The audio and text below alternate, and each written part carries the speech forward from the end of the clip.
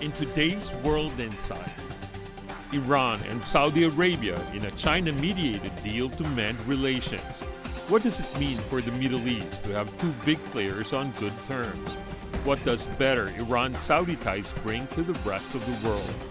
And transformative architecture that links tradition with innovation. That's the work of architect David Chipperfield, who won this year's Pritzker Prize. A word with Mr. Chipperfield on this honor.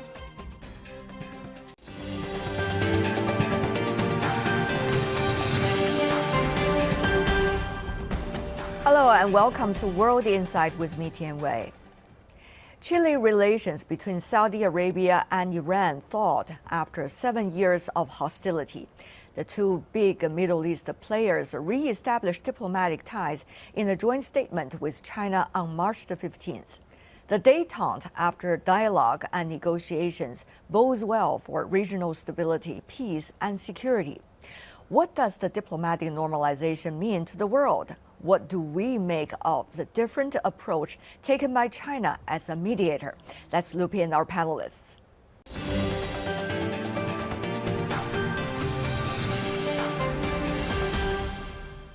For Iran-Saudi deal, we are joined in Tehran Mohammad Marandi, professor at Tehran University, in Beijing Rong Ying, vice president of the China Institute of International Studies. Gentlemen, welcome to the program. Many of us around the world are still trying to digest the latest good news between Iran and Saudi Arabia. Now, besides that quote-unquote truce and deal, what have been the latest development, Professor Marandi, from your part of the world in Iran? Well, recently we've had the head of the Supreme National Security Council going to his trip to the United Arab Emirates. We also have talk of normalization between Iran and Bahrain. In addition to that, the Saudis are speaking about repairing the relationship with Syria. And they've also made some positive statements about the Lebanese needing to resolve their problems themselves. We have to, of course, keep into account the fact that the United States and its allies do not want to see divisions resolved. They want to keep divisions in place. And so the countries have to be careful as they step forward. Obviously, the talks in Beijing between the Iranians and the Saudis were detailed, and they came after detailed talks in previous talks in Iraq. So hopefully the strength of the deal will be able to help overcome any obstacles that some certain countries would like to create. Official quote coming from the U.S. side, the quote, any efforts to help end the war in Yemen and de-escalate tensions in the Middle East region are welcomed. Of course, those are the official rhetorics. But to you, Mr. Rong, is China doing this vis-a-vis the U.S., or is China trying to sincerely change the picture in the Middle East for the better by working with its partners? The sole purpose for China is to promote peace, promote stability, and promote dialogue and diplomacy to address the issues or conflicts that has been there in the region. And this is, of course, to some extent, a vivid demonstration of China's initiative, the Global Security Initiative, which is, I think, has been advocated and now has put into practice. And I'm very glad to learn from the updates of my friends, Professor Marandi, that after the signing of this the deal, developments has positive, and there have been follow-up. And definitely, I think, as I read from the news, that the two foreign ministers of the two countries are going to meet.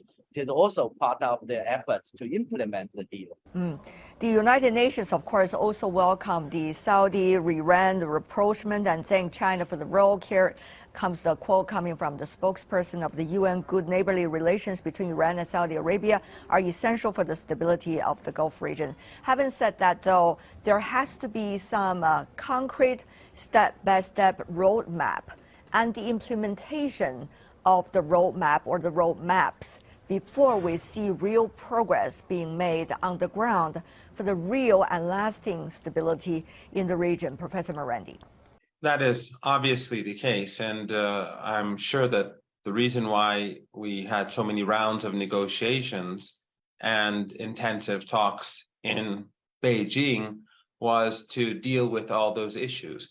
So far, the signs have been positive, especially, for example, in the case of Syria, where we know that the Saudis, alongside Turkey and NATO and other countries, were supporting the opposition to the Syrian government. And the NATO-led war, where NATO effectively supported ISIS and Al-Qaeda, that was a major, that created a major divide across the region. This, to resolve this, to have Saudi Arabia and Syria come together and end that conflict, I think that also creates a great deal of pressure to expel or for the United States to be forced to leave the 1/3 of Syria that it has occupied. So the less the tensions, the less foreign influence, and the greater the ability for the countries to start trading with one another, to have exchanges with one another, and to improve the lives of the people of the region. Ever since 9/11, this region has suffered immensely, and now there is an opportunity to reverse this. All the countries in the region need it, so that is the greatest incentive for this deal to continue to move forward. I don't know, Mr. Rong, whether that is an appropriate comparison, but many look at the photo in Camp David decades ago with the U.S. President Bill Clinton together with his counterpart from Palestinians and also from the Israelis. But now China, of course, understands the sophisticated role of a peace broker. But what about the road ahead, Mr. Rong? Yeah, it's true. I think we have to recognize that over the past decades, efforts have been made by the international community, including the United States, to promote peace in the Middle East. But what makes this effort or this deal different is, I think, China, purely out of the consideration of peace and stability in the region, and out of the strong sense of responsibility to play such a role to promote peace and stability, to help the countries concerned to address their concerns, their problems. I think that having said that, of course, China knows very well the issues, the peace and stability issues in Middle East is complicated, the long-term history and complicated background. Even though I think China, out of its concern, out of the sense of responsibility, is ready. It won't take that up the responsibility and do whatever it takes to help the country concerned, the region, in the region. That is, I think, the difference, if I can say. This is taking place at a time when the U.S. is apparently exiting from the Middle East, while others are playing a bigger role. So, Professor Morandi, is this going to set a precedence for the region?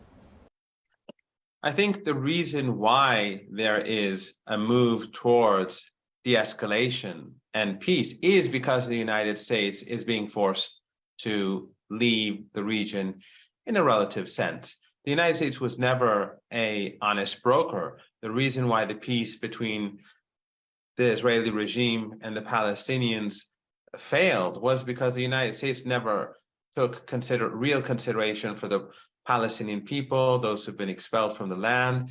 But in the case of Iran and Saudi Arabia and China, Chinese were not taking sides. They simply wanted the issue to be resolved between the two sides. And the Saudis also saw how the United States left Afghanistan without taking into consideration their allies. Even recently, during the talks between Iran and Saudi Arabia. We saw the events in Georgia, where a government that was friendly to the West was attacked by the EU and the United States because it was not obedient enough. So I think countries like Saudi Arabia and others want to have more options for themselves, more room for maneuver, and that, I think, contributed to the trend that we are now seeing.